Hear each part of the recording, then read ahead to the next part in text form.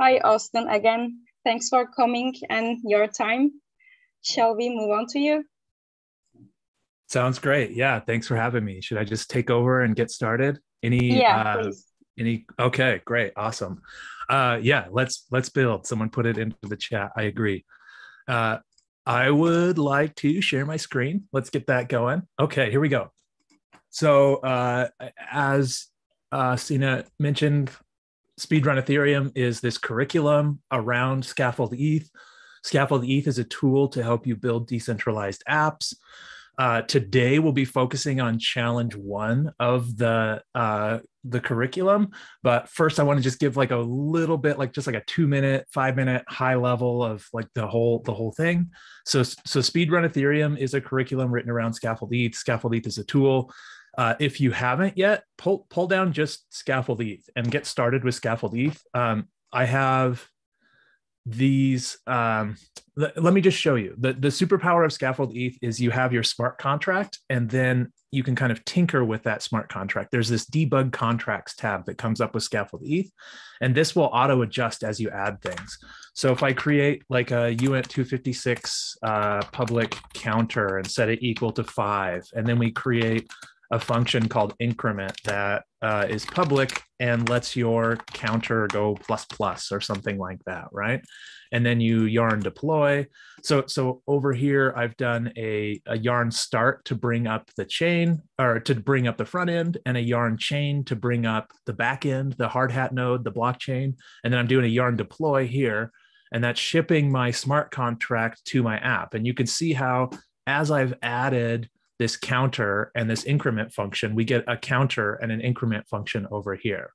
And I can grab funds from the faucet and I can go ahead and increment that, and we see that work. So this lets you kind of mess around with Solidity and kind of test your assumptions and try things out. And that's the first thing I really want to solidify with everyone, is just to get started, you kind of want to follow this at Speedrun Ethereum. There's a video to watch. There's a couple of videos. You can go like run down some Scaffold Eth videos. But this is really the best place to get started. Get started with global units, primitives, mapping, structs, and just really kind of like look through these and understand what they are, understand how to use them by just like copy and pasting, right? We can grab this address and we could paste this in here. And then I can do a yarn deploy again. Oops, I better save that. Then I can do a yarn deploy again, and we'll see that address show up over here. And we can really tinker with things, test our assumptions. So get through the primitives, get through mappings, right? Like grab a mapping and paste it in and play around with, let's see, maybe we have this mapping here, and every time the counter goes up, we're gonna update the mapping for this random address, like plus plus also for some reason. I don't know. But this helps you tinker with Solidity. This helps you paste some Solidity in, make sure you understand how it works, lets you kind of just like write some quick code and then be able to tinker with it over here. So what did I do? I set it up so when you increment the counter, the mapping for this guy should go up. Right now it's 2. Now if we increment that and we ask for that again, we get 3. So we see how it's working. We can build a digital currency around a mapping. Then you get into things like structs, arrays of structs, modifiers, events, inheritance, how to send ETH, how to use fallback functions. Get all that stuff solid first. Make sure you're solid on all of those things and can kind of like quickly copy paste them into your code and build something with them. That's the key to start with, is just the basics, the fundamentals, right? Then go through challenge 0. Challenge 0 isn't really a challenge. It's just to get you used to the tooling. It sets you up with an NFT mint. In fact, if you're here just to mint NFTs, you could just go grab challenge 0, plug in your own artwork, and launch your own NFT pretty quickly. But there's a lot more here than just the NFTs on the surface. But challenge 0 will help you just get familiar with Scaffold Eth and also teach you about the NFT smart contract. But challenge 1 is what we're talking about today. I think I've kind of showed this off enough that I'm going to jump over into challenge 1. But just real quick, I will pause for a second as I get this stuff shut down. If anybody has any kind of like leading questions here. If not, we'll get started building challenge 1. Okay. So challenge one uses Scaffold Eth. So just like I had that front end here, I'm going to close it. I had the yarn chain here. I'm going to close that. I'm going to have all this same stuff up for challenge one. So I'm going to bring up yarn chain, right? And I'll do a yarn install and all that stuff like usual. I'll do a yarn install and a yarn start, which is going to give us a front end. And then you'll do the same thing. You'll do a yarn deploy. And that's basically the same steps of every single Scaffold Eth branch. So you're going to run the same commands every time. So you're kind of like used to the environment, and you can focus on how to write your smart contract and how to build your decentralized app. So I'm going to assume that listeners kind of know about Scaffold Eth. They know about Solidity. They kind of understand a lot of this stuff. And we can kind of dive in now to what things in particular is Ethereum good at? What kind of things do you write a smart contract for, right? Like this, a lot of people get into Ethereum and they build, they use it like a very expensive asynchronous database. And that's not really the best way to think about it, right? One really good way to think about it is just thinking about the term escrow, or just the topic of escrow.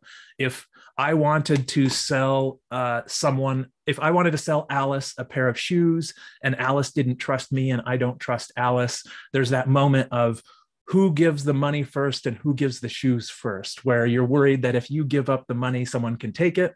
So this idea of escrow, where there's a middle party and I put in the shoes and Alice puts in the money, and then the escrow, this kind of middleware, this third party knows that now the shoes and the money are there. So give Alice the shoes and give Austin the money, and we continue on our day. That idea of escrow is around kind of a trustless environment. And that's what we're building here.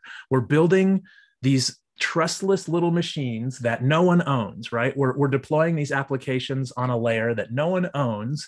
And all you have to trust is the code. So it's very important to write the code and the rules within the code so they operate and they do what you need them to do. And then one other thing that I'll add to that is incentives. In Web 2, when you needed to create a cron job, basically what you do is you set up a service and you have it, roll your logs once every night. If you want to set up a cron job in Web 3, some periodic task that needs to run, you do have to write, the code and give that out to everyone, but you also need to program the incentives correctly. So you'll write a smart contract with the correct rules in them, and then you'll also create incentives around the behavior that you want to see happen. So economics are important here, but also game theory and behavioral economics and stuff that I don't know very much about. I'm just a programmer, but you do need to think about these things as you build these smart contracts. And so this decentralized staking app is really going to lean into that. It really shows what Ethereum is good at.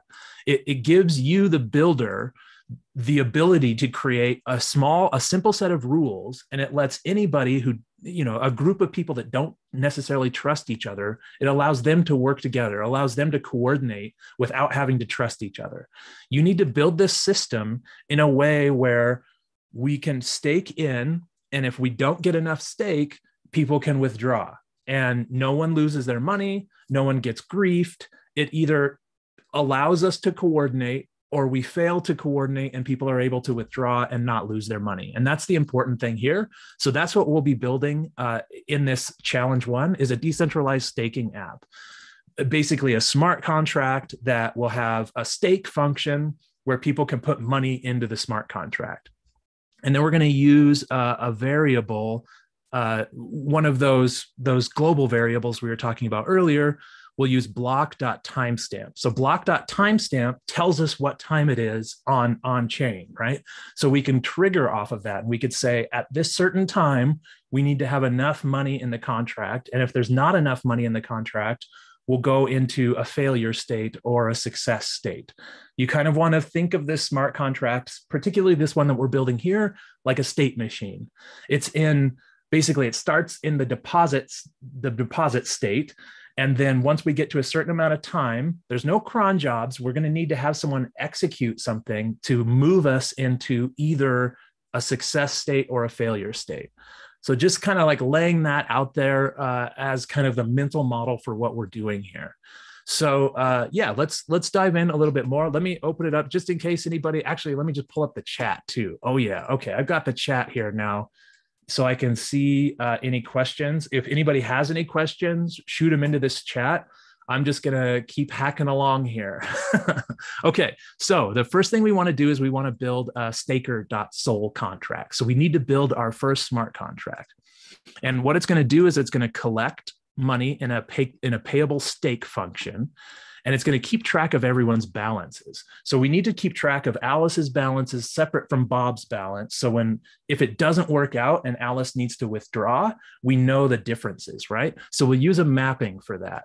And then we'll create some deadline, and we'll see if we get enough ETH in there by that deadline. And so there's this other external contract. Imagine maybe we're getting everyone together to buy an NFT. And let's say it's 10 of us, and none of us can afford a 10 ETH NFT, but each of us has 1 ETH, and we'd like to all chip in to buy the NFT. But we also don't trust each other, which is really interesting. Being able to cooperate and coordinate financially and also not trust the people you're cooperating with is a superpower. And that's something that's really interesting about Ethereum. So we're going to have this external contract that's just kind of like a fill-in contract. If we go look at it, it has nothing in it. Basically, there's a completed bool and a function that lets us call it completed, and we'll send money in here. So the success state would be for, I think, a whole ETH to end up in this contract and us to call completed, but we'll do it from the staker contract. So we'll create a staker that allows everyone to stake in. And if we get enough money, then we'll move that money into this external contract, and we'll consider that like, let's just pretend that's something bigger, right? Maybe that's going to be we're buying an NFT, or we're coordinating somehow to buy something. Okay, so let's dive into this a little bit more. Yeah, if you've gone through, that's a little front end stuff. Let me see what else. Okay, everything starts by editing staker.sol, right? So that's in hard hat contracts staker.sol. And it has just basically that external contract set up and nothing else. But we have some nice kind of handy hints here in terms of the comments. So what do we need to do? Well, I've already done this stuff just because it takes like 20 or 30 minutes installation, and everything takes a little bit. And then we'll edit our smart contract, yarn start, yarn chain, yarn deploy. I've already done that stuff. And let's get localhost up here. Maybe I haven't done the yarn deploy yet. Let's do that one more time. And you'll notice I'm doing a yarn deploy reset. And I'll talk about why I'm doing that in a second. Hopefully this is big enough. Hit me up in chat if it's not, or there's something wrong. Okay, let's go look at our front end. It should fire up with an interface that lets us stake. And I'm guessing if we tried to stake, it's probably going to tell us we don't. Well, oh, I totally broke it. Yeah, there is no stake function, right? It's trying to call the stake on our smart contract, but there's nothing written yet. So we get an error. Okay, so let's follow those instructions. Everything starts with editing our smart contract. Okay, so what do we need to do? We need to keep track of balances, right? We're going to need to keep track of everyone's balance. And let's just put balances in there. And what is that? Let's see. That is a mapping. Hopefully you've gone through mappings before, but what you can do with that is say balances and then someone's name, and you could, set it equal to 10 or plus equals 20, right? Something like that, plus equals 20, something like that, where we're keeping track of a number for any given address. So any given address has some balance. And so for each person, we can keep track of a separate balance, and that'll be good for letting people withdraw.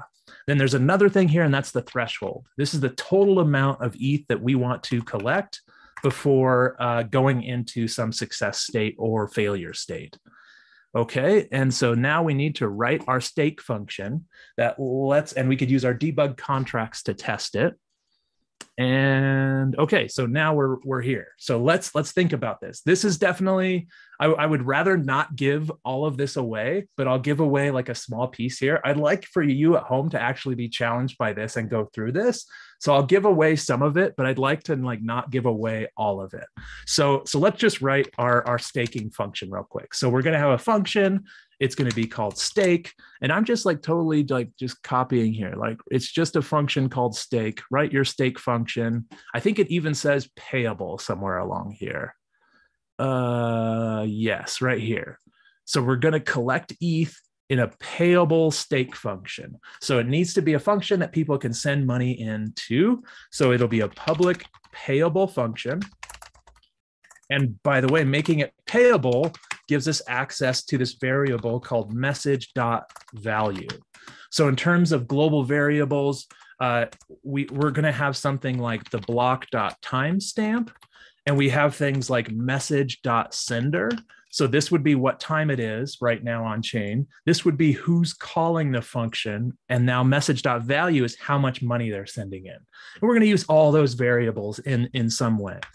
So what do we need to do here? Basically, someone stakes some money and we need to keep track of that, right? So I think what we want to do is we want to say balances of the message.sender. So the person calling this function, this needs to go up by the message.value.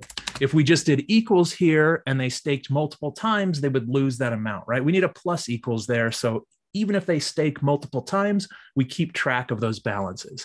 And there's not any function that lets you withdraw your stake. So once you've staked in, it's locked until some sort of time, but eventually we'll have a withdraw. Let's see. Okay, good. No questions in the chat yet. So our first line is pretty important. We're keeping track of what anybody stakes into the contract. And then I think there's one other thing we need to do. Oh, it wants us to throw an event, I think. I think it says, let's see. I don't even see the event. Oh, here it is. Right, stake function, faucet. Do you see events? Okay, where does it tell us to put in events? Let's make sure that this is here in case this isn't a bug in the contract. Yes, so we want to, oh yeah, use a stake, here it is, use a stake event to list all the events. So it looks like we need to put in a stake also. I feel like maybe on my notes, I'm gonna make a note that we need,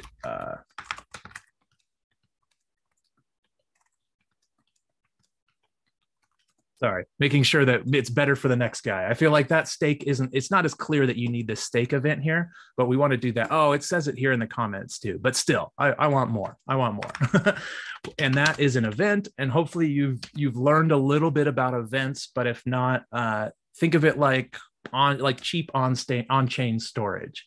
The got you with events is one smart contract can't read the events of another smart contract. But when you emit an event from a smart contract, you can read those events on chain. So it's really handy for your front end. Imagine if you were building a bank and you had a deposit and a withdraw. The only thing that you would display to the user at first is their balance. But of course, they would like to see much more than just their balance. They'd like to see each one of those deposits and withdrawals. And that's where you would use events. You would trigger an event each time they do either of those actions, and then you would list them for them. So we'll do a stake here, and it takes in an address and a UIT 256. I think this is who and how much, right? And so we'll come down here and we'll say message.sender and message.value, right? Very, very simple line here. We're just emitting an event saying this person has deposited, this person has staked this amount of money. Okay, I think that's our whole stake function. And to test it, we can go kind of debug it and tinker around with it and see if it does what we want it to do. First of all, it compiles. That's good. That's a good start. But then let's get in here and actually see what it looks like. Okay, so this is the main staking UI that it comes with, but I'm going to dive over to this debug contracts tab.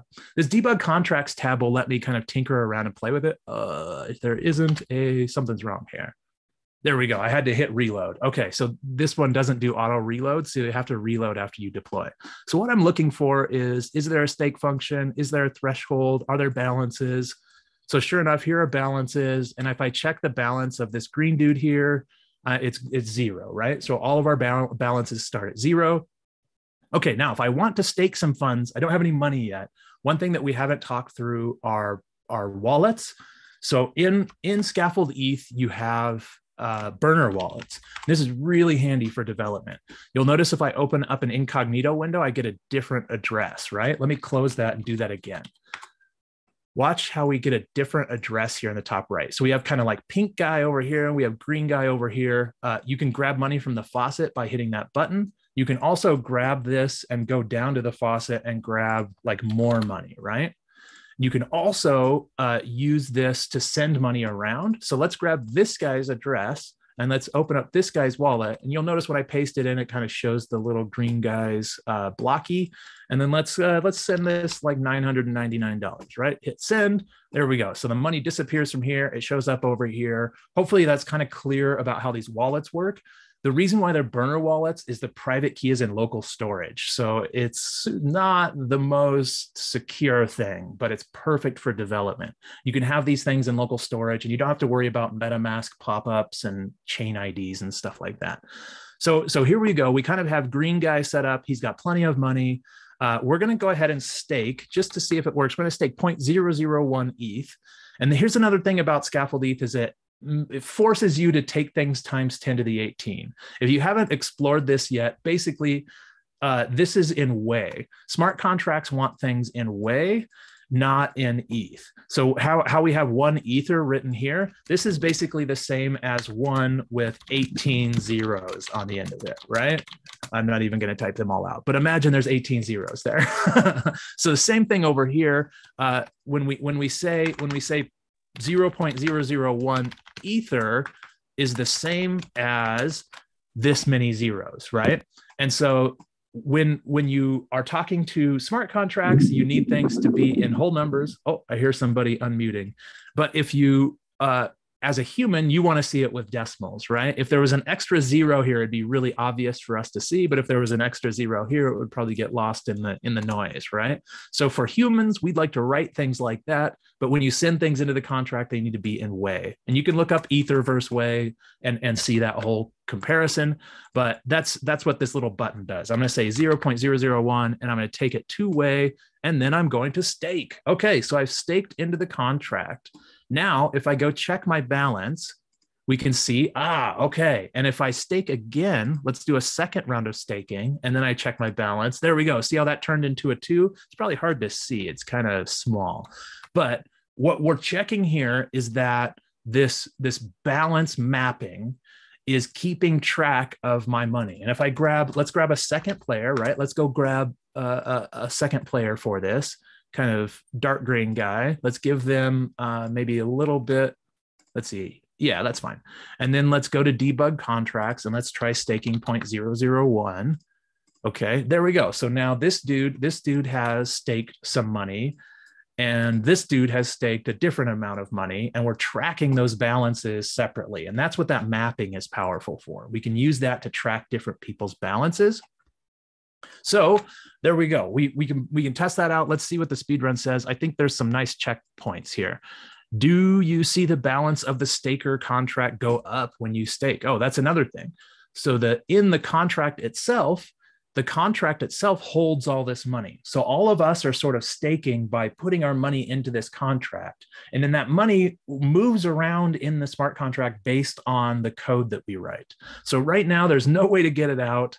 We're just like staking it and locking it forever. And we're just making sure that it's keeping track of our balances correctly. And it does seem like it's doing that. Yeah, is your balance tracked correctly? I would say the answer is yes. We've staked a small amount multiple times and it adds up. We've tried as a second user, can that second user stake?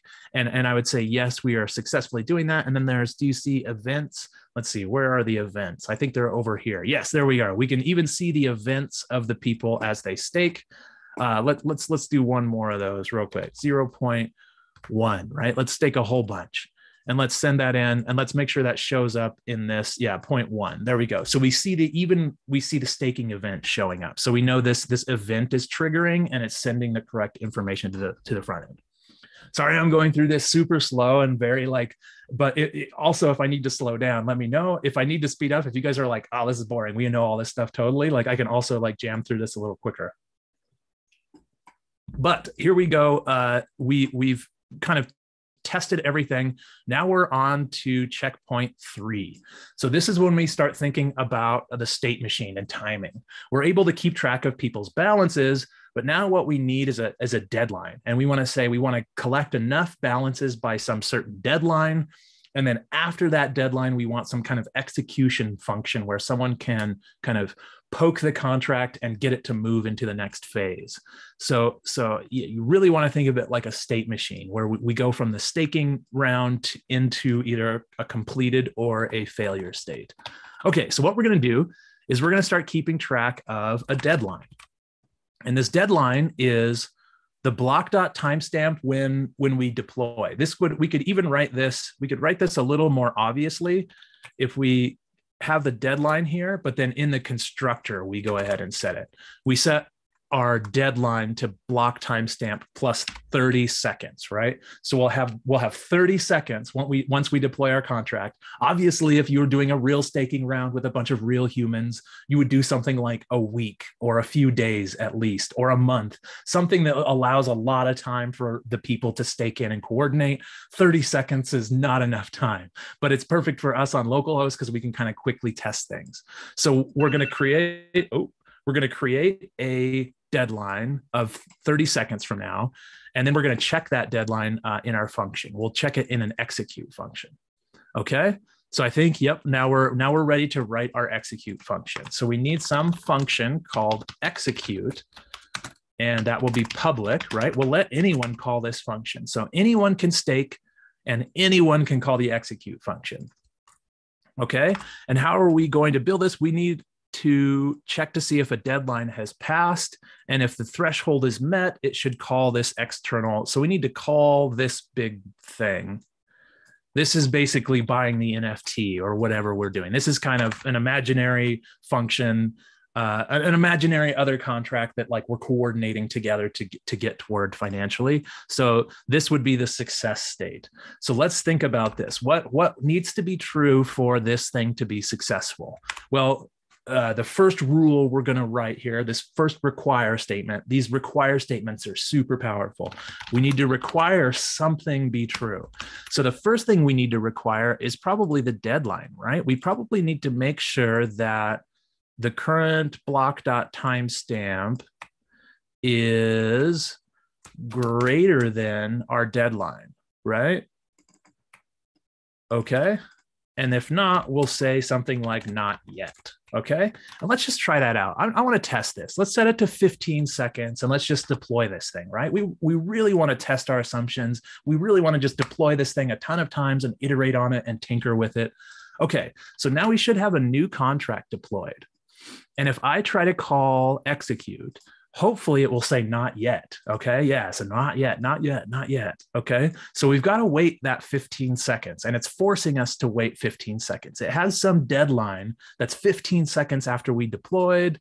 And there we go. We were able to execute it. Okay. I just wanted to test that that was working and that rule basically works. We basically just like audited that one line of code. It seems to work. It seems to make sure that we're not able to get past this line of execution unless we're after our deadline. So we deploy it, we set some deadline, we'll say 30 seconds again, and this function can't be called until we're at the end of our deadline. Okay, so now that we've required that our deadline has been passed, what's the next thing we need to look at? We need to check this threshold, right? We have some amount of ether that we're hoping to collect. So we kind of, oh, is there a question? Nope. Nope. Okay, cool. So we need to check, and also just like YOLO your questions in the chat too, if you come up with something. Okay, so we need to check where this threshold is, where we are in terms of this threshold. So what we need to do is look at our balance. This is kind of a tricky little line, but this address this balance, this is the balance of the smart contract. And this is something you can probably Google if we just say like, how do I get the balance of the smart contract in Solidity, right? Google is your friend. Google it and you'll be able to probably find this pretty quickly.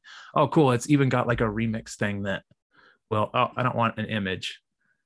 No, that wasn't what I wanted. There we go. Here we go. A nice little stack exchange here is going to tell you that it's address this balance, right? You can Google these things and find them pretty quickly, but that's going to give us the balance of the contract. So now what are we checking? We're checking to see if the balance of the contract is greater than or equal to some threshold. Let's go grab that, okay? Let's put it in there. All right, and if it is, then we'll do this, right? We'll send the money to the external contract, and that will execute that. And if it's not, right? If we didn't collect enough money, then I think what we need is some kind of like withdraw state. Let's see if there's I think there's some variable that it wants us to use. Open for withdraw. Okay, so if the balance is less than the threshold, you want to set a Boolean open for withdraw to true, right? Thinking of this like a state machine, there's the deposit state, and then there's either the success state or the failure state. And in the failure state, we want people to be able to withdraw their funds so they're not locked up forever. Hey. Yep. Hello? I think it's just an unmuted mic. We got a lot of folks on here. That'll happen. I understand. Okay, so open for withdraw is going to be true, right? We need to track, I don't think I created the Boolean for it. We need to track some bool. We need to make it public, and we'll call it open for withdraw, okay? And so this execute function will happen. It will make sure we're past our deadline, and then it will either send all the money along to the contract, setting it to true, or it will open us up for withdraw and put us into a failure state. So there's one extra thing that I like to put. I think they even talk about it. Can you see? Actually, let's not go any farther. Let's just test this. Let's deploy this thing and see how it works and try it out. Ooh, did not like my, need a semicolon, of course. Of course. Ooh, we got some questions here. Can we only stake Ether? Yes, in this example, we're only staking Ether, but you can set it up so people could stake tokens, and you'll learn about that in the next challenge. In challenge 2, you'll create an ERC20 token, and then you'll create a token vendor that buys and sells that token. So there's this whole approve pattern that you have to learn. It's a little bit different than the way we're accepting ETH here, but you can technically do a staking contract with tokens, but you'll have to learn that next challenge before you get to it. Price slippage. I don't think there's any reason to have price slippage in this contract. Maybe you can explain that some more, Dermus, but I don't understand why there would be any price slippage here. There's no price here. You're just staking funds, and we're trying to get enough funds staked. Slippage would be when you have a pricing function on a DEX and that thing's moving around as you're putting money into it. It's not going to be the exact same price, so you need some leeway, but you don't want too much leeway because then someone can set up a sandwich attack where they move the market, put in your transaction, and then make some money off of it. So price slippage is probably not a thing that we need to worry about with this, but it is in the DEX challenge later on in the speed run. Okay, so let's see. We've already gotten through all of that. We're here, right? Let's check our goals here. Can we see that time left is counting down? Ooh. It wants us to create another time left function. Okay, we'll get to that in a second. I'd like to just test that everything is working right now. I'd like to just test our assumptions and poke at this thing and make sure it works. So we know we have about 30 seconds. We know that we can stake some small amount of ETH. Let's make sure that stake goes in. We can track the balances of someone, and we can see that I've staked that much. And then eventually we can execute, right? In about 30 seconds. And if we've reached the threshold of 1 ETH, it will send the money to this contract.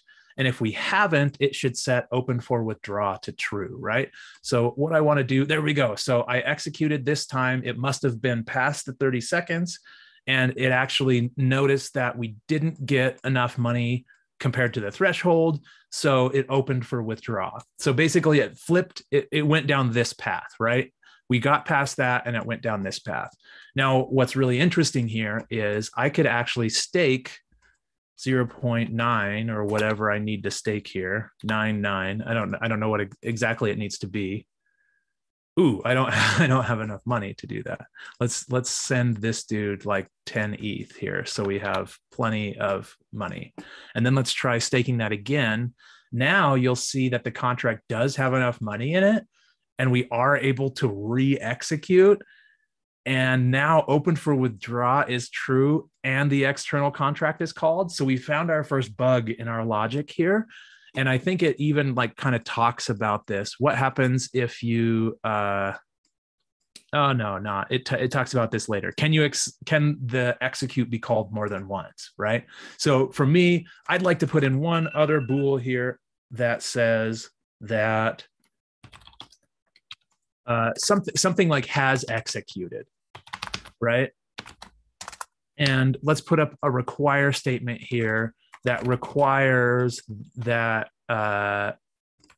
has executed needs to be false, or we'll say already done, something like that, right? So we've already executed. So this just gives us this nice little switch in here. It makes this nice little rule here that guarantees that by adding this bool and these two lines, it basically guarantees that this execution only runs once. So that just helps us like make sure that someone isn't doing something funky where they're able to get us into this and then we put more money in, or they get us here and then we put more money in and get us here. We only want this to execute once. So that fixes that little bug. Okay, let's go through these again. Now it does want us to create a time left. So let's get back in there and look at what that needs to do.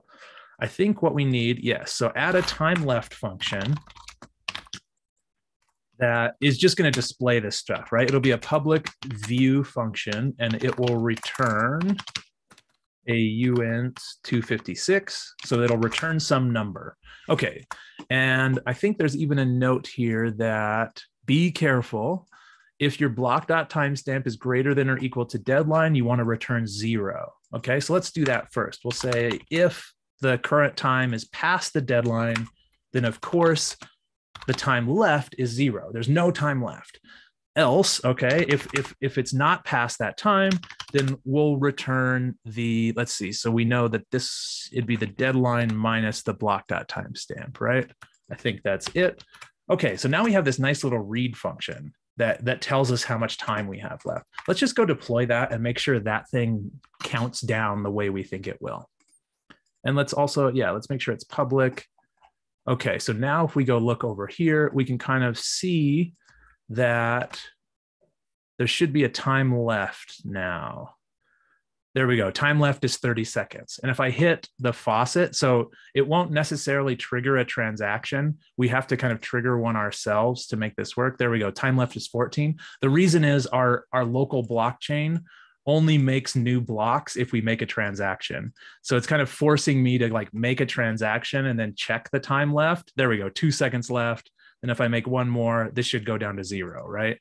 There we go. Time left is 0. Okay, so our time left function is counting down. It's correctly tracking the time. It helps us know how much time we have left. We could display that now on our front end. So it lets people like have a nice little countdown to when you can be done staking.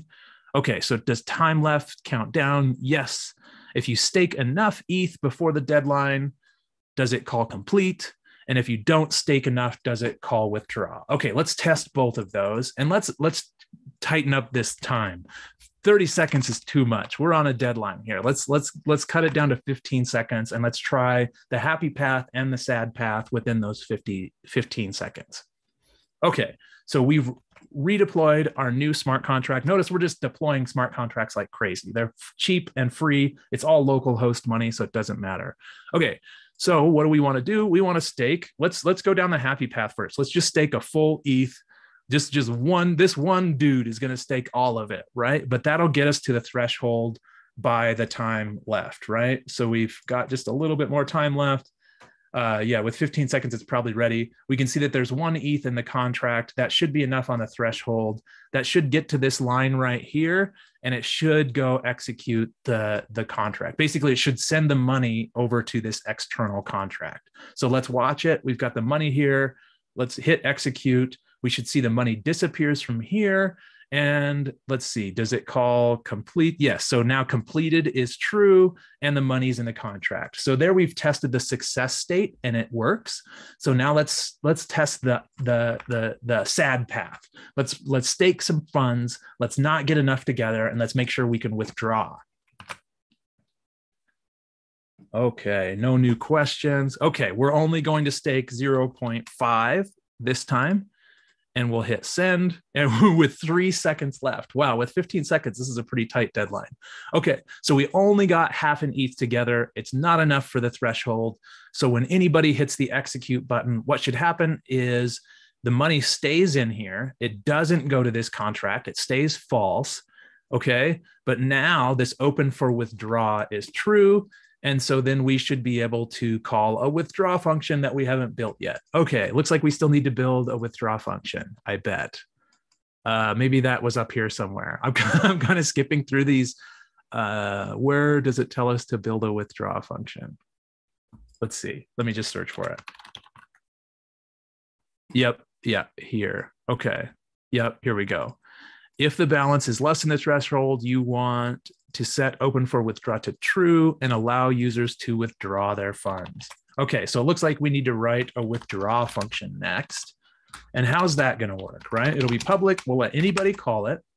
And then what we need to do is send a user their funds, right? We need to send the message.sender whatever their balance is. And I'm just going to do this. I'm going to do this the wrong way. And you can figure it out as you go through what the right way is. But I'm just going to say message.sender.send, and it's going to be message. It would be the balances of the message.sender.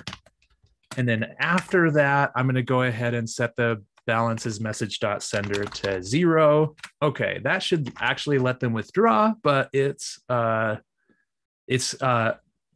susceptible to a reentrance attack. Ooh, what does it say? Oh, use transfer instead. Sure. It's still totally can be attacked. And this is how the DAO was drained, using reentrancy. And you'll learn about that as you go. But there we go. Let's see now, can I stake and can I withdraw my funds? That's what we're testing here. So I'm going to stake 0.01. And I'll barely get it in with 4 seconds left. This is a very tight deadline here. And so 0.01 is in there. So now once we execute, it's not going to reach the threshold. Open for withdraw goes true. And now I have this nice little withdraw button. So let's see, we should see it's at 23.234. And once I withdraw, it goes to 0.4. Okay, so we're able to get our money back from the contract using this withdraw. This is not the best way to do it because we've opened ourselves up to reentrancy. Let's see, how much time do we have? Depending on how much time we have, I can probably dive through that a little bit more. We've got 15 minutes left. Okay. You said 15, right? Like, hopefully it's not too long. 15? Okay, yeah. Cool. Okay, so let's see.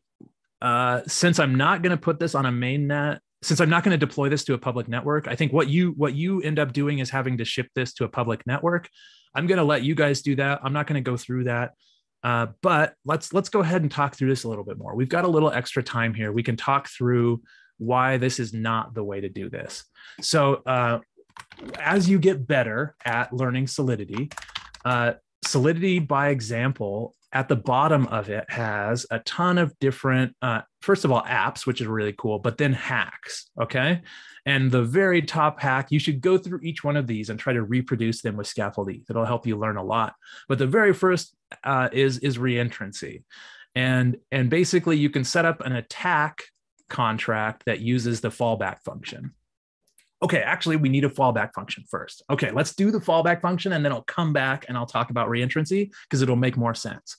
So this last little piece is a receive UX. So right now, for us to stake into the contract, we basically have to call this stake function, which is fine, but it would be really cool if people could just YOLO money to the smart contract address and it would do the staking for them. So the way you do that is you set up a receive function, okay? And you can go Google, let's see, it's gonna be Solidity receive function, right? And we could go find some article and go figure out how to copy and paste that, right? But I think I kind of know it from heart, but RECEIVE, spelling receive is the hardest part. It's going to be external payable, okay? And what's going to happen is anytime anyone YOLOs ETH to this address, it's going to execute whatever code is in here. So it's a really handy little thing here. We can just grab the stake function and call the stake function.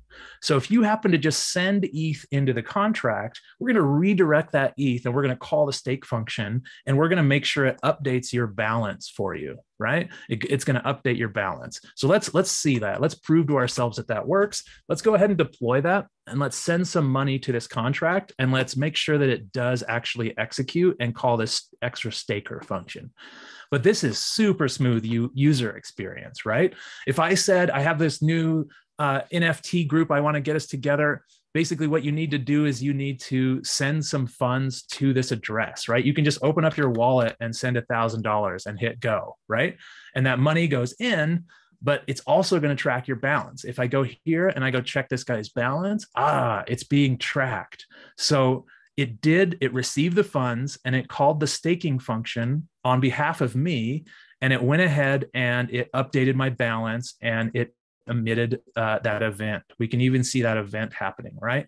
So now this lets us send money directly to the contract, and it calls the staking function. That's the magic of this receive function, is it will execute code when it receives ETH. Okay, now backing up, knowing that you can write a smart contract that when it receives ETH, it executes, right? So let's go to eth.build for a second, another app of mine. Let's go in here and let's draw this out real quick, okay? So let's do this, okay? So we have our contract that lets us stake, right? So we can call the stake function and we can put money into it, right? So let's say we set up an attacker contract. This is a bad guy contract, right? And it's going to have that same receive function that executes when it receives some code, okay? And then let's say this is us. We're an externally owned account. You know, this is me. Hello, there's my nose. And I happen to just stake money in. It's just going to stake my funds, right? No problem. But if I call this function, if I call this contract, and then it calls the stake contract on my behalf here, then it's going to be this guy that has a balance, right? So it's going to be this smart contract actually has a balance in this other contract, okay? This is a little bit abstract, but we kind of have, you know, attacker contract, and then we have the main contract here, okay? So here's the attack. Here's how it works. Attacker contract stakes some money. So I call on the attacker. I say, I want you to stake. The attacker contract stakes some money into here. Then we go into the withdraw phase, right? Let's say it's time to withdraw, right? We didn't get enough money together, so it's time to withdraw, okay? Then the attacker contract calls withdraw, okay? And when he calls withdraw, what happens? It's going to transfer the balance of message.sender, okay? So money is going to flow from the contract into the attacker contract. Now, this is the heart of the trick. The receive function executes anytime money is sent into the contract.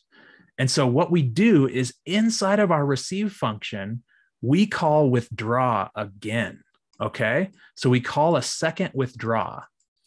And that means that we've only gotten this far. We haven't gotten to this line yet where the balance is zeroed out. So when we call this withdraw function, this bounces over to this contract, and then this contract calls withdraw again, landing us in the contract again, thinking kind of like recursion. Think kind of like recursion here. So we're going to land in this contract again, and guess what? Our balance is still 0.5 ETH or something like that. So it's going to send us more money, right? So let's say like 0.1 ETH was withdrawn.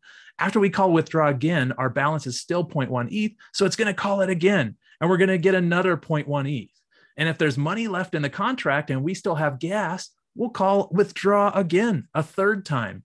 And then it's going to send us another 0.1 ETH, right? So we can get in this loop of calling this withdraw function over and over and over again until we drain all of the money out of this contract. And then we can just go ahead and withdraw that money out here. And basically on one of these last receives, you just wouldn't call withdraw anymore. And then therefore it would move to this next line, it would zero out your balance.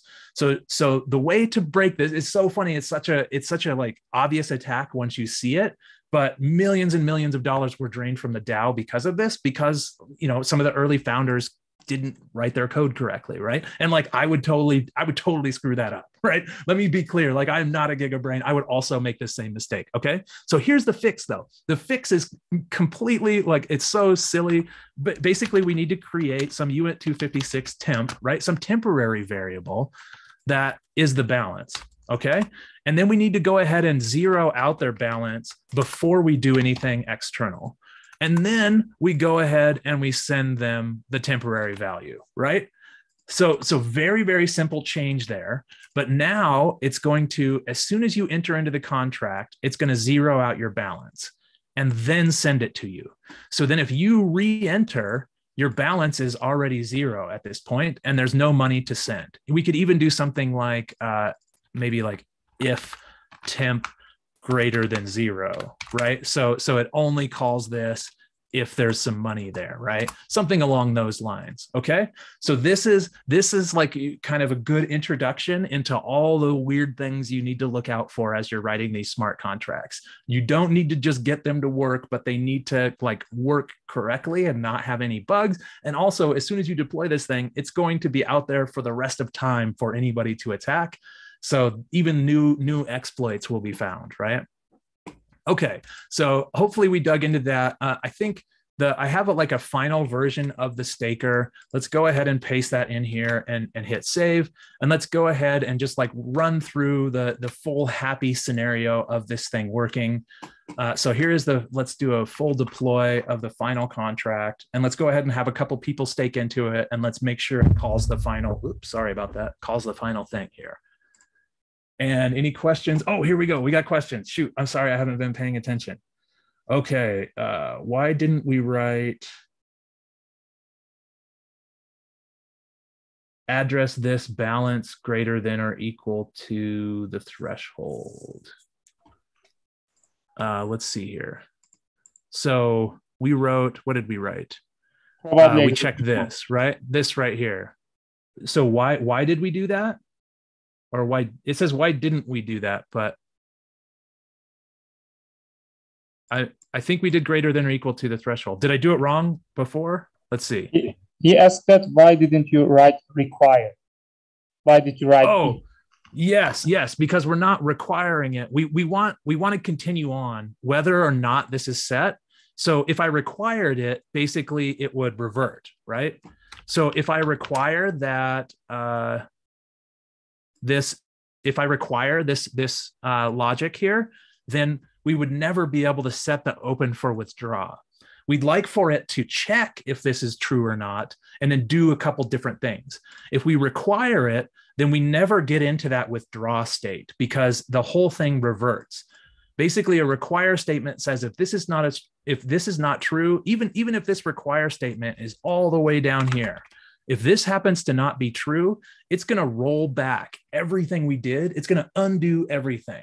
So putting that require statement means that it's going to revert and it's going to fail. But we don't want it to fail. We want to check to see if we've made enough. And if we have, we'll stake it in the next contract. And if we haven't, we need to flip this bit. We need to say, okay, it's actually open for withdraw now. We actually failed to coordinate and we want to make sure everyone can get their money back. So the answer to that is because we need to check either state and we need to move the state machine into one or the other. Hopefully that explains why we did that.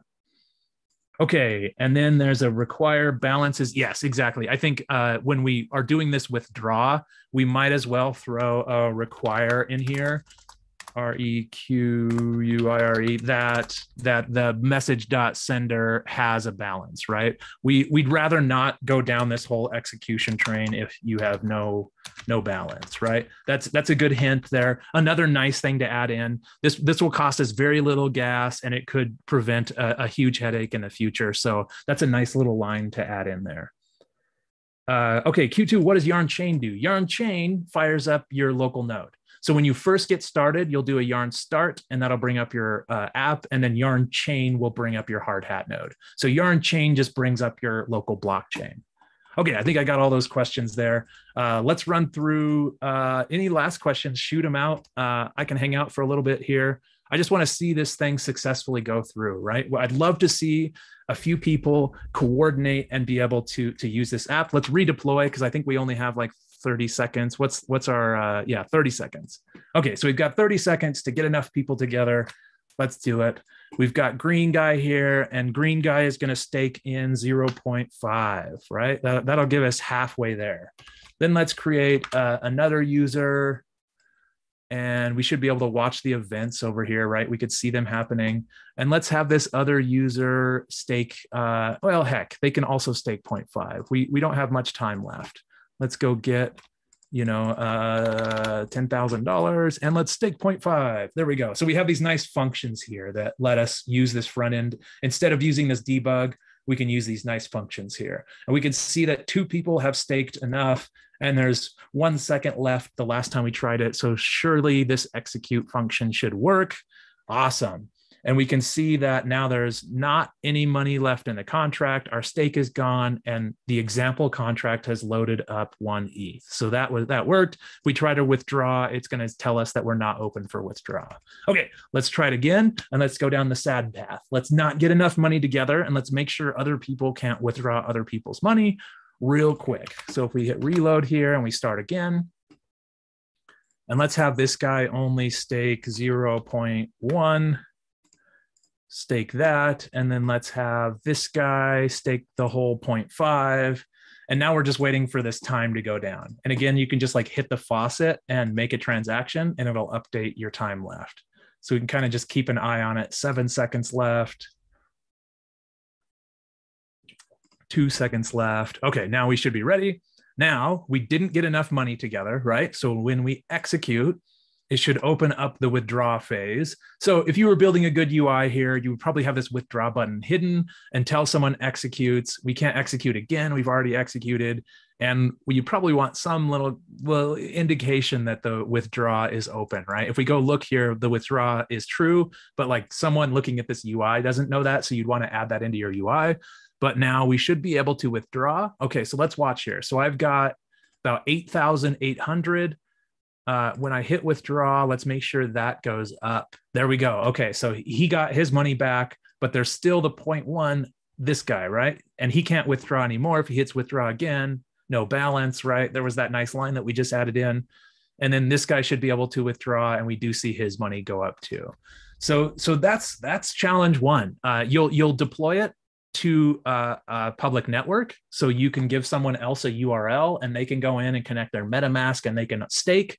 But that's basically the first challenge, and hopefully that really illuminates kind of like what smart contracts are good at. And just a good example of a simple smart contract being a state machine, where we're in one state where people can deposit, then we move to another state, we make sure no one can steal each other's money, we make sure no one can grief the system. If somehow someone was able to pay $100 and lock everyone else's money, that's really, really bad. And we want to make sure that can't happen. Okay, let's see if there's any other little side quests. Yeah, is executing more than once? I think I added that Boolean to make that not happen. Can you stake after the deadline? I don't think you can. Let's find out. Oh, wow. I think we did just stake. Okay, that I would say that's a bug, right? Because now we can't withdraw. Oh, we're able to just like stake and withdraw all we want, right? That's probably not the functionality we want. We probably would want one of these up in the stake function, right? Maybe we need a couple require statements. We want to make sure that the deadline is less than or no more or something like that, right? If we add that in, then and also we require that, yeah, it's not executed. Yeah, we'll put those 2 lines in the stake function just to make it a little bit better, just to avoid this thing that happens here where we're out of time, we've already executed, and someone is able to just like stake and withdraw and stake and withdraw. We'll add a couple more rules there to make sure that doesn't work. Let's see, is there anything else? Any more questions? Ooh, we got one. Okay, after completing both challenges, what kind of path can we follow? Yes, sorry, we should have talked about this more. So you go through the speed run, right? You get Scaffold Eth, you learn these basic concepts, you go through and mint your own NFT, you build this staking challenge that we just went through, you learn kind of how block.timestamp and some of these others work. Then you'd create a token vendor, right? You build a smart contract that can buy and sell an ERC20 token. Then you learn about randomness on chain and how to attack it. Randomness is particularly hard on a public deterministic blockchain, and you'll learn about that. You'll build a DEX and you'll learn about slippage and what we were talking about earlier. You'll be eligible to join the Build Guild after that, and I can kind of talk about that a little bit more. You'll build a multi-sig wallet, an SVG NFT, and there's some other challenges kind of that start to happen. But these challenges will kind of open up and you'll get pulled into Telegram groups and other people. But how do you kind of keep going, right? What are some good next steps? So after you've built this stuff, you need to just get into a habit of shipping small things. So ship something, learn through these concepts, and then go build your own SVG NFT, or go build your own, token vendor.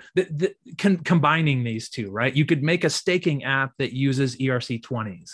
Just keep building things and get into the mode of learning how to ship small things that aren't perfect, right? Be able to use Scaffold Eth to try new things, tinker with things, test your assumptions, and then ship a small app or a prototype that other people can use. And then, one route. Now, hopefully you're allowed to go through Speedrun Ethereum completely anonymously. We don't follow you. We don't care. You do your own thing and you build however you want. But if you stick around and you'd like to help the Build Guild out, we basically maintain Scaffold Eth. I have a whole bunch of other extra builds for other people to build, and I'm streaming Eth to folks to do that. But I also have this really cool next steps thread. So there's tons and tons of examples in Scaffold Eth. I'm going to post those. So this is all on buildguild.com, but I'm going to post these to the chat. So here are tons of example branches. If we get in here and we search for NFT, we're going to find gated NFTs. We're going to find retroactive funding NFTs, Chainlink VRF NFTs, an aging NFT, so many different NFTs. One that pushes the gas minting back to the buyer, right? So many, I don't know, there's probably 20 of those, 30 of those, right? If you're looking for something in DeFi, maybe you want to create a swap or lending. If you want to create some kind of DAO tooling, so many different things you can do here, just to learn new things by just grabbing one of these branches. But I also have this next steps thread that's just a giant Twitter thread, which I'm going to post here. And this is also just going through, okay, I can ship things. What should I ship? You should ship something that you'll use. Just tinker with something and get used to shipping things, right? One is a really interesting, build an executor contract that calls anything that you send to it, right? Build a multi-sig example. Understand how LP tokens work within the DEX, right? You just need to develop the habit of deploying small things and just keep deploying small things and talking about them on Twitter. Show them off. SVG NFTs. Make sure you're solid on IPFS. This is a really good one right here. ZK is going to be huge. ZK tech is going to be used a ton in combination with blockchains. Here are 2 or 3 really great starter kits for building a voting app that uses zero knowledge, or a membership app that uses zero knowledge.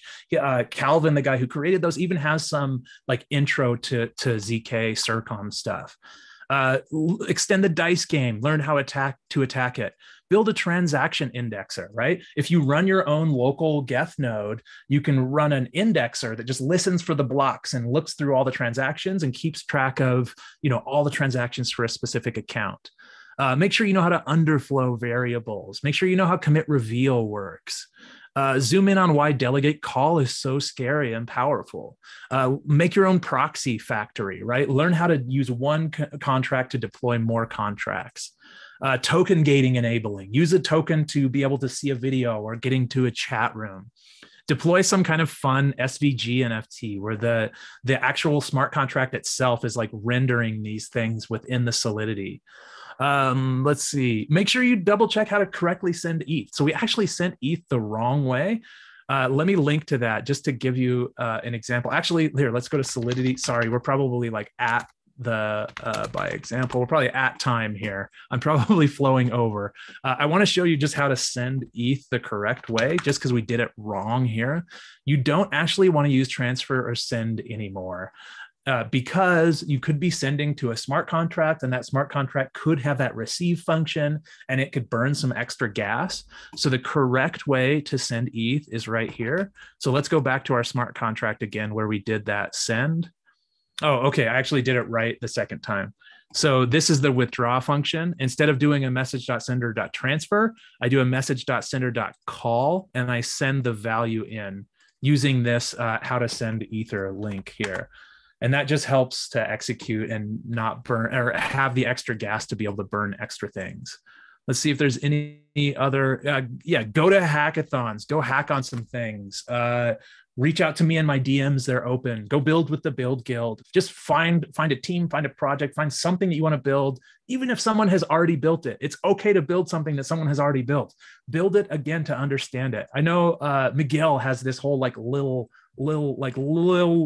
gnosis and little he has all these multi-sigs. Yes, exactly. He went through all these fun Web3 projects and created little versions of them, little ENS, little OpenSea, little fractional, little Juicebox, basically finding things in the ecosystem that are interesting and building proof of concept prototypes for them and showing them off and learning from them. So lots of stuff here. Last questions, I'll open it up. Anything else we should talk about? Thank you all for being here. Sorry we ran over time. DMs are open. Yeah. Thank you for this great presentation. I have questions for you. Okay. What technologies should someone who wants to specialize in blockchain learn? What should we learn? What technologies? Yeah. For example, in terms of Solidity and Web3.js, what do you suggest to people who wants to learn blockchain? Yeah, there's even things like how we've talked about. There's like some game theory and some economics that kind of play into this. It is complicated, but I would say like just focus on building things. And as you build things, those things kind of shake loose and you kind of have to go learn those things. Like, again, I'm not like some behavioral economist or something. Like, I don't know that stuff, right? I only had to learn it as I was tinkering with smart contracts. So you kind of like learn a lot of these extra topics as you go. I would say I would lean into the ZK thing. I think a lot of zero knowledge stuff is going to be built on top of blockchains. And so I would lean into apps that use zero knowledge and learn how that zero knowledge tech works. But yes, like Ethers.js or Web3.js, learn how to write scripts, learn how to just be an Ethereum power user, use lots of things. Go use DeFi protocols, go use NFT protocols, go register your ENS address, go deploy your own Gnosis safe and understand how a multi-sig works. Use and learn. Exactly. Become a power user, become a power scripter, and then become a power smart contract developer, and kind of do all of those things. And that should like kind of open up your world to a lot of other things to learn. I'm currently learning ZK also, and really Cool. Thank you for sharing that ZK stuff. I really needed that. And I have another question. Actually, in which areas will zero knowledge technology be used? A lot of things. Like I think voting is an interesting one. Like when a DAO needs to vote on how it should pay developers, there's a lot of like politics there if you can see who voted for what. So I could see that being a good zero knowledge thing. Games are huge, right? When you're playing a public game on a blockchain where everything is public, it's not very much fun if you can see like right where the other player is and how they're moving. It would be more interesting if it was more of like Battleship, where you can't see the other user's ships and you're making moves and you're finding out whether or not you hit their battleship, but you don't actually see where it's landing, right? So zero knowledge is good for games, voting, privacy stuff. Like if you don't want to expose your privacy, but you want to prove that something is true, or even like roll-ups, right? We see on L2s that's using the same technology to compress a lot of information into a small piece and be able to prove that that information is correct. Okay, yeah, here's a Circom starter kit. This is where I would get started with ZK stuff if you're interested. And this is just a Build Guild builder. He built this starter kit. I paid him some ETH to do it using a stream from Build Guild. So it's this nice like kind of feedback loop where folks are building things and contributing, and then I'm streaming some ETH to them to keep going. What will blockchain technology change and where to start to change? So did you say the stock exchange? What will blockchain technology change and where to start to change? Where to start? Financial or social? What do you think? I don't know. I'm just a lowly builder. I'm not I don't know at a high level, like kind of geopolitical stuff and how that is going to work. I'm just building fun things and I think they're cool and teaching other people how to build those cool things. I don't know some of the global repercussions of all of this stuff. Yeah, I think there's very powerful that you can build these boxes that no one owns, and basically you're using like you're writing code and people only have to trust that code. I think that trustless or trust minimized execution is going to be really powerful for things like coordination, even at a nation state level. If nation states had to stake some of their military budget in a smart contract, and if they did something wrong and the UN could vote that they did something wrong and burn their stake, then this gets really interesting. It's like game theory at a nation state level of you have to coordinate or you lose money kind of thing. Could be interesting that we could see that happen where, one nation state is not going to trust another nation state to be in charge of that system. You need a system that no one owns and everyone can stake into. Just like we built our little decentralized staking app today.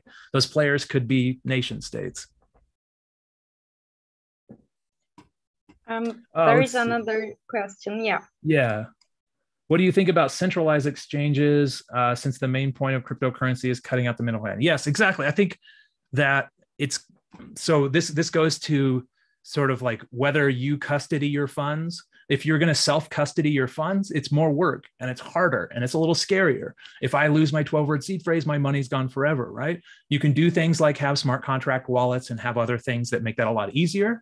But let's face it, not everyone is going to be able to do that. So these centralized exchanges, while I think, boo, they're not that cool, they give other people access. And so some folks that don't want to have things fully decentralized, they'd like to have someone custody their own stuff. Again, not your keys, not your money, but I think it gives people an on-ramp into things. We've seen some centralized exchanges and centralized protocols fall apart though, because of other, existential reasons. So again, not really a high level thinker on this stuff. I'm all for the decentralized stuff more than the centralized stuff. But I could see how having something centralized or creating a non-self custody system helps onboard users and gets them exposed to these other topics and then gets them to self-custody eventually. So yes, I would say let's cut out the middleman, but maybe we need the middleman to help us onboard sometimes. Kind of like a lukewarm answer to that. Okay, any other questions? Did we do it? Go speedrun Ethereum. You at home, go to speedrunethereum.com. Go through this quick video, grab Scaffold Eth and go through these concepts and get started with the challenges. Go get them. I think that was all. Thanks very much for the work. And I think it was very clear for everyone. And is there any questions before we leave? Okay. I'm going to put my Twitter one more time. I'm going to throw my Twitter in. Go follow me on Twitter. DMs are open if you have any questions. Hit me up. All the links are there in my Twitter to Speedrun Ethereum and Scaffold Eth and Build Guild and all those. Hearts, hearts, hearts. Thanks for having me. Have a good evening. Thank you. Thank you for your time. Bye.